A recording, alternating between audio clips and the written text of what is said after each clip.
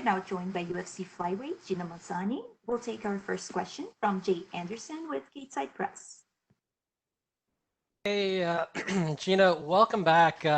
First of all, I'd like you to just give us your thoughts going into this fight. We spoke to Rachel earlier. She said her back is against the wall. She says this could be her last UFC fight if she loses. How do you feel going into it, and do you think that's going to have any impact on how things play out in the octagon? It's actually really funny you say that because I felt that my last fight my last fight. But this one, I genuinely, this is me in a new weight class, coming down from 135. I genuinely feel like this isn't even close to the end. I really feel like this is just the new beginning. I moved gyms, I moved states, I moved coaches. I'm training with, in my opinion, with one of the best coaches in the world, James Krause. And I just feel like there's nothing but up from here. But I think it's also, I feel extremely prepared for this fight. But yeah, I feel great going into this fight. What's the transition down to flyweight been like, and how are you feeling coming into fight week here? I'm hungry. I'm just kidding. It's been quite a transition in the sense of like I just really had to clean up my diet. I was on, I'll call it like a strict diet for the past 10 weeks. And just was on a heavy training schedule. When I came there, James Krause put me on a pretty crazy schedule that I don't think a lot of people could handle. Like there were some days where I'd be training 4 times a day. I'd have 4 sessions a day. I have at least 5. My training schedule is so heavy. So it's, yeah, I'm sorry. I kind of spaced on the question. No worries. It was about how you felt at flyweight. Don't feel bad. Derek Lewis said he's hungry too. Yeah, no, okay, no, yeah. I feel great at flyweight. It's cool because I like the dieting was obviously sucks because I love food. Who doesn't love food? But I felt like as I've gotten smaller, I just feel faster and I feel like I'm throwing a lot quicker and still feel strong. Like from when I first got there and I was weighing around 155. I'm now doing better against people I was grappling with like near before I left. So, and I'm 15, 20 pounds smaller. So it's so far so good. I feel like the flyweight division will be my home, and I intend on doing well, and I intend on staying here and see. And I just want to talk about your camp a little. You hinted at it a bit with James putting you on a tough schedule, but how do you prepare for an opponent who's been out for well over a year like Rachel has been? I this is something I change a lot of things in this camp because obviously what I was doing before wasn't working. So how I prepare for someone like that is I have to focus on myself. I have to focus. I have to just be ready for anything. I know she's a good wrestler and she's tough and she's durable. So I focus on myself. I'm pretty tough and I'm pretty durable. I feel like my wrestling's really improved. I feel like my striking's through the roof, and yeah, I just focus on myself. And if I go out there and I perform on Saturday like I believe I will, then I think it'll be my night. All right, and last one for me. A few years ago, I think, or maybe a year ago, we spoke to you, and you mentioned using meditation as part of your preparation. Is that something you still do? Yeah, actually. Well, so the big thing is when before when I was at 35, I could like, if you can't sleep, you get up and eat a couple snacks and stuff. But like now I have to go to bed on like an empty growly tummy, which is fine. And so but it's actually I've gotten used to it. And then I'll I'll like before I go to bed, I'll meditate in the evening, and it helps me go to sleep. So that's been pretty amazing. But I used to meditate a ton during the day, but honestly, I'm so busy training and taking care and helping with my family and stuff. So I don't have that much time for it. But in the evenings, I still meditate. Yeah, for sure. Cool stuff. Well, looking forward to the payoff this weekend. Thank you so much. I'm as well. Appreciate it. We'll take our next question from Jim Barcelone with the Miami Herald. Thank you. I'm curious because you mentioned you made a lot of changes. I guess you didn't like the direction, obviously, the career was going, wins and losses. How did you come about deciding on a coach and what to do and go through that process of just, okay, this is where I want to be. He's the person or she's the person I want to be the one training me? So, with this so what initially happened was, my fiance Tim Elliott got a fight to fight Ryan Benoit, and it was like a 3 weeks notice fight. The first thing that Tim always did, because he started his career with James Krause, and he started, um, he started, yeah, he got in the UFC with James Krause, and every time we get a fight, we always forward it to James and be like, hey, what do you think about this? And James loved the fight. He absolutely loved the fight and said that he wanted, to help him out and coach him, whatever. And so we packed up our car and we drove down to Missouri with our dog and all of our stuff. And we get there and Tim put on a hardcore as much. He packed as much as he could. And I just, what James did for him and the way he coached and the way he got him through tough situations in the fight, it was a no-brainer for me to make that transition to make him my head coach. And with that, we had to move to Missouri, which, the weather isn't the best there, but it was worth it. Like, if we can start winning some fights, then it's well worth it. But just how he is as a coach, how he's I feel like he covers all angles of it. Like, when I first when when James, after my last fight, James mentioned to Tim, he's like, hey, I just need Gina. Just give me Gina for 2 months. I just need her for 2 months. Like, let's see what we can do. And James kind of took all the thinking process out for me. He was just like, hey, here's your schedule. This is what you're doing. This is your nutritionist. Just do it, and we're going to be successful. And he's like, and if you're not confident in yourself, just put all your confidence in me. And so I did that, and I think it's going to pay off. I feel more confident than ever. I feel like I always come.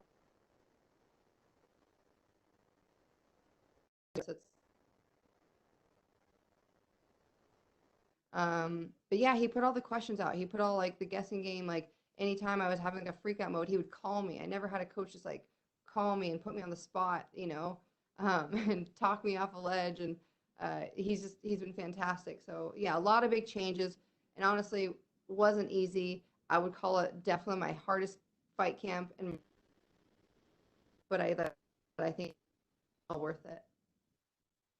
You mentioned moving to Missouri. You're from Alaska, so it can't be that bad, right? So yeah, I like, Well, but weather-wise. yeah, but I'm also dropping weight class, so my bear fat is going down, you know. Oh. But it's really not that bad. Missouri, I mean, Kansas City, it's beautiful, and the people there are fantastic. Like, my team, I'm so grateful for my team. I feel like I'm going to this fight with, like, not only just me and my man and my coach, but like my whole team's behind me. Like, it just feels, everyone's cool there. That Midwest love. It's, yeah, Missouri. It's great. All right, thank you much. All the best. Thank you so much. Our next question is from Dana Martin with MMA Fighting. Hey Gina, going down to flyweight for this fight, there's a weight cut and things like that. Did you ever feel like undersized or overpowered at all at bantamweight? Because you do hear that a lot from fighters who make the weight. They say, "Wow, I never realized like how much I was giving up by fighting in a bigger weight class." Yeah, and I really think I'm gonna find out a lot more on Saturday. But yeah, honestly, a lot of times the girls that are fighting at 135 walk around like 160, sometimes 170 pounds. And for me, when I was fighting at 35, max I would walk around 155, 150. And then, like, with the training schedule I was on, like, my weight just started coming down, and James Krause told me to make the decisions to go down to 125, and so I did it. But I felt like I'm only 5'6" on a good day, so all the girls in 125, like, this is the first, I don't remember the last time I fought somebody shorter than me. Like, to me, that's so cool. I'm really excited about that. But yeah, I think making the sacrifice and dieting and stuff is just going to be worth it, to be able to perform at just like the best I could possibly do. Once there's really not a lot of room to grow in terms of expectations, because once you're in the UFC, you're in the biggest league in the world, and you win a fight, and it's an amazing moment. You lose a fight and people are kind of down on you. But do you kind of have to remind yourself sometimes that you literally are kind of growing up in the UFC? Like you came to the UFC with only 4 fights, and like now you have more fights in the UFC than you actually had before you even got here. Isn't that crazy? I never thought about that like that. Yeah, but the thing is, it's like, man, I took a pretty rough road coming to the UFC. Like my first fight was against Sarah McMahon, the number 7, a silver Olympic medal wrestler. Like that's crazy. And not to mention I had to cut about was it 27 pounds in 16 days. Like but I really believed in myself, and I'm just so grateful that I'm in the situation that I'm in where I'm continuously growing. Um, and honestly, today is actually marks 3 years ago since my last UFC win when I fought in China. So this weekend is like super special and really important to me because I haven't given up. The goal stayed the same. You know, I fought on like smaller shows like King of the Cage and stuff since I got fired the last time. But I just never stopped. And I just never stopped coming forward. So I'm cool with growing up in the UFC, and I'm grateful that they have me. I'm grateful that they still want me, and I know that this weekend I'm going to show that this is why they want me, and this is why I'm still here. That yeah, I'm happy to be here, and I'm grateful that UFC still wants me because I I still know want them. you talk James, and James is a very humble guy. He really talks about himself in terms of like his coaching and things, but we see the results coming out of the gym. And I know, I'm not trying to ask you to say bad things about your former team and where you worked at Extreme Couture and places like that, but do you feel like finding James as a head coach is maybe like the difference maker in your career? Because you hear that from a lot of people who work with him, that he is that kind of coach, even though he doesn't tout himself like that. You'll never hear him say he's like the greatest coach in the world, but you hear from his students that he is like one of the greatest coaches in the world. James is fantastic, and the thing is like everybody's different, and everybody needs something different. I'm personally, I mean, first of all, I'm a female. Females, like, we have emotions and we cry, and like we're kind of I'm a little bit of a head case, I'll admit it, and that's okay. But the thing is that a lot of times coaches and people they don't want those problems because there's other people that are in Vegas that are, down to fight, down to make weight, but they're a lot less maintenance. But I was a little bit more maintenance, I'll admit it. But James is up for the challenge, and that's what I love about James is that he knew he knew what he was getting himself into, and he was stoked about it. And I think the product that he's producing with me is turning out successful. Is going to be successful. But yeah, I like, I love my guys Extreme Couture, and I was at 10th Planet, and all them. But I just needed a different coach, a different support system. It just wasn't cutting it for me. But like now I feel more prepared than I ever have.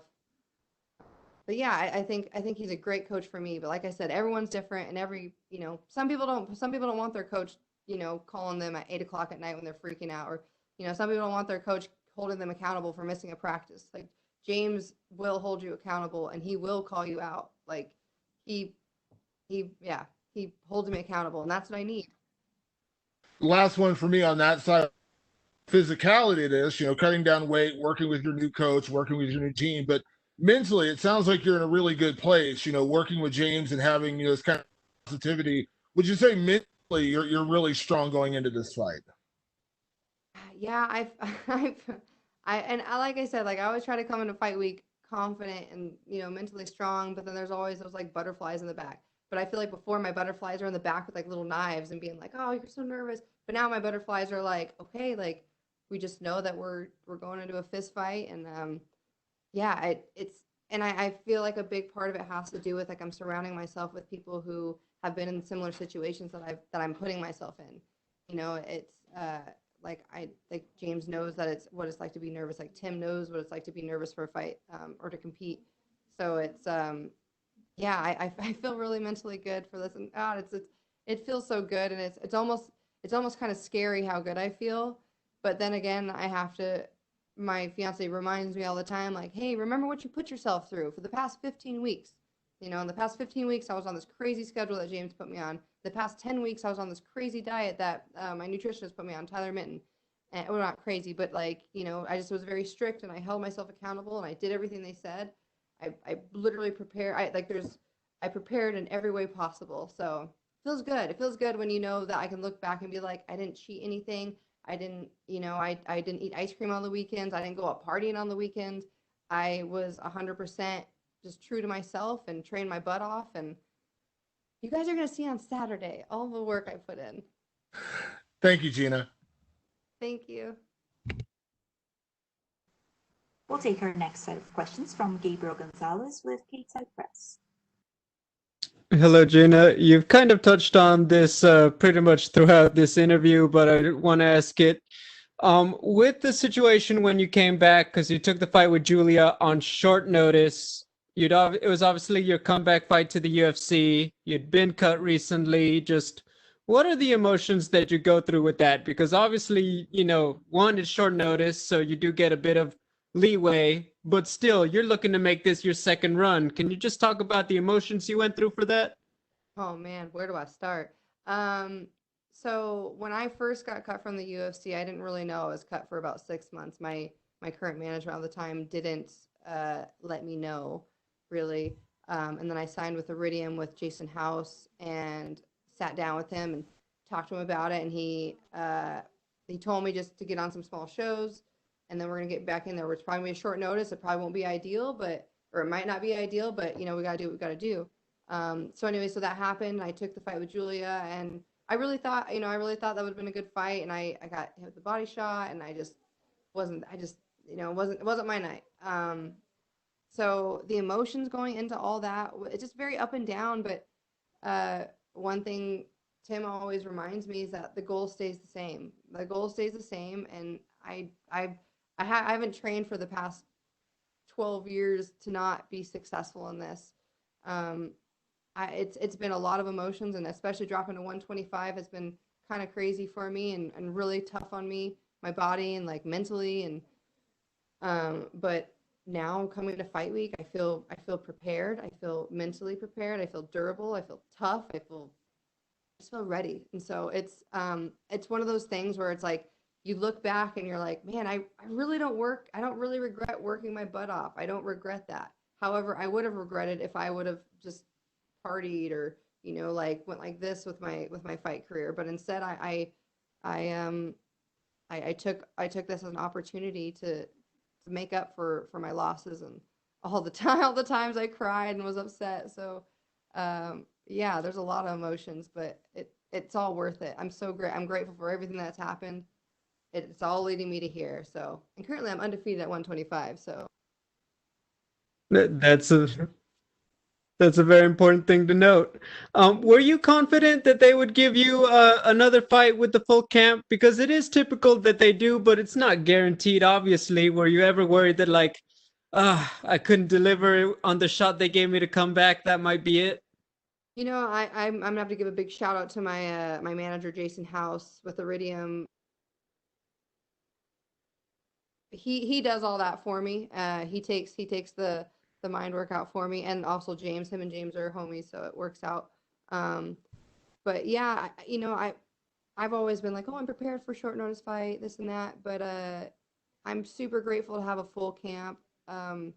So yeah, I mean, in a way, I would be kind of nervous, but I knew, like, I was like, oh, I'm always gonna be ready. I'm always gonna be training, so I'll just be ready for anything. But yeah, to have this much notice is awesome, and I think it's gonna look like I had a 15-week fight camp when I come out there on Saturday. So you guys will see. Final question. You know that it's going to be on television. You know this interview goes out to all the outlets. So how did you pick out to go 50-50 with the violet for fight week instead of another color? Oh, this is my dark side. No, I don't know. I want to switch it up. I'm in a new weight class. New Gina Bear. Like, gotta keep a little that pink flair because it's me. But yeah, I just something new, something different. Like new weight class, new walkout song, new fight. Like I'm changing it all up. New coach, new state. Like I'm changing it up. Looks great. Good luck. Thank you. That's all the time we have for you today, Gina. Thank you. Thank you, guys.